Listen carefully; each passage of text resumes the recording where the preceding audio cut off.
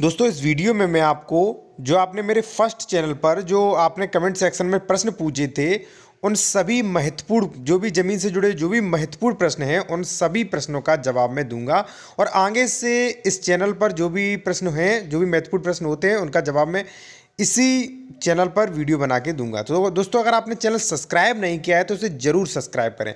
चलिए आते हैं अपने टॉपिक पर। जो भी आपने क्वेश्चन पूछे हैं जो महत्वपूर्ण क्वेश्चन हैं उन 4 क्वेश्चनों के मैं जवाब दूंगा। जैसा कि आप डिस्प्ले में देख सकते हैं कुछ 4 कमेंटें आई हैं उनके मैं जवाब दूंगा। चलिए आते हैं सबसे पहली।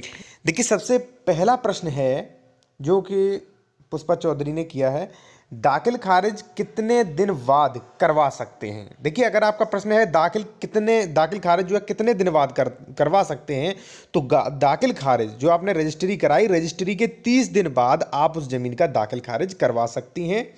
और इसी क्वेश्चन में है कि दाखिल खारिज होने में कितना टाइम लगेगा। तो भाई दाखिल खारिज जैसे मान लीजिए 30 दिन हुए आप वहाँ पर अप्लाई कर सकते हैं, आवेदन कर सकते हैं दाखिल खारिज के लिए और लगभग 8-10 दिन में आपका दाखिल खारिज हो जाएगा।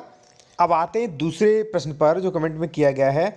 दूसरा प्रश्न है, क्या ज़मीन के बंटवारे के संबंध में कोई केस कोर्ट में चल रहा है और कोई एक पक्षकार जो है वो उस ज़मीन को किसी दूसरे व्यक्ति को बेच सकता है कि नहीं। देखिए प्रावधान तो ये है कि अगर कोई भी ज़मीन वादग्रस्त है, न्यायालय में वाद विचाराधीन है तो वो ज़मीन नहीं बेची जा सकती है, ठीक है। लेकिन अगर मान लीजिए हो सकता है कि भाई वो व्यक्ति जाए ज़मीन में और किसी को रजिस्ट्री करा दे, भाई रजिस्ट्री तो हो सकती है लेकिन उस ज़मीन का दाखिल खारिज नहीं होगा, ठीक है। अगर आपको पता चलता है तो आप उस पर आपत्ति लगाएं और आप उस पर केस दर्ज कर सकते हैं, दावा कर सकते हैं कि इस व्यक्ति ने ज़मीन बेच दी। और अगर रजिस्ट्री कर दी गई होगी तो रजिस्ट्री भी कैंसिल हो जाएगी। चलिए आते हैं अपने तीसरे जो कमेंट में प्रश्न पूछा गया है उस पर। देखिए तीसरा प्रश्न है वो पवन कुमार की तरफ से किया गया है। यहाँ पर लिखा है, सर मेरा एक क्वेश्चन है, 18 साल पहले हमने 0.8 बीघा ज़मीन जो है वो खरीदी थी जिसका दाखिल खारिज नहीं करवाया है, केवल बैनामा है, ठीक है। अब उस ज़मीन की खतौनी उनके वारिस के नाम हो गई है। देखिए इस पर मैं कल वीडियो बना चुका हूँ, वीडियो की लिंक जो है वो डिस्क्रिप्शन में दी गई है, आप देख सकते हैं, ठीक है। देखिए अब यहाँ पर है कि जो ज़मीन है वो खतौनी उसके वारिस के नाम हो गई।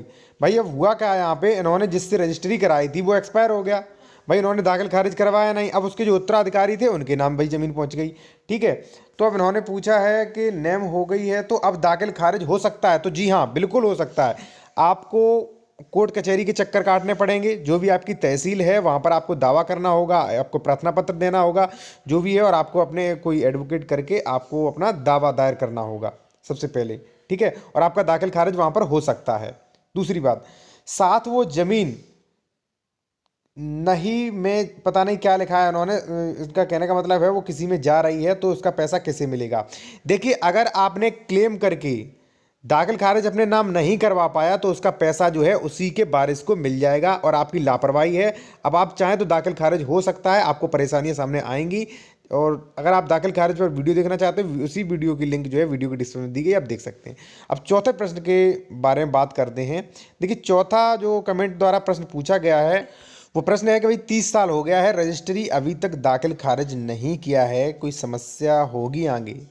तो देखिए इस पर भी मैंने वीडियो बनाया है, वीडियो की लिंक डिस्क्रिप्शन में दी गई, आप देख सकते हैं। और मैं यहाँ पर आपको जवाब इसका दे दूँ कि देखिए अगर मान लीजिए आपने रजिस्ट्री का दाखिल खारिज नहीं करवाया ज़मीन का तो भविष्य में 100% समस्या आपको आएगी ही, ठीक है, 100%। अब समस्या क्या क्या आएगी, कौन कौन सी समस्या आएंगी, वो सारी समस्याएं मैंने कल वीडियो बनाया है, नेक्स्ट फर्स्ट यूट्यूब जो मेरा चैनल है उस पर अपलोड किया है, आप वहाँ पर देख सकते हैं। वीडियो की लिंक जो है डिस्क्रिप्शन में दी गई है। दोस्तों अगर आपका और भी कोई प्रश्न है तो आप इसी चैनल पर कमेंट करके पूछ सकते हैं।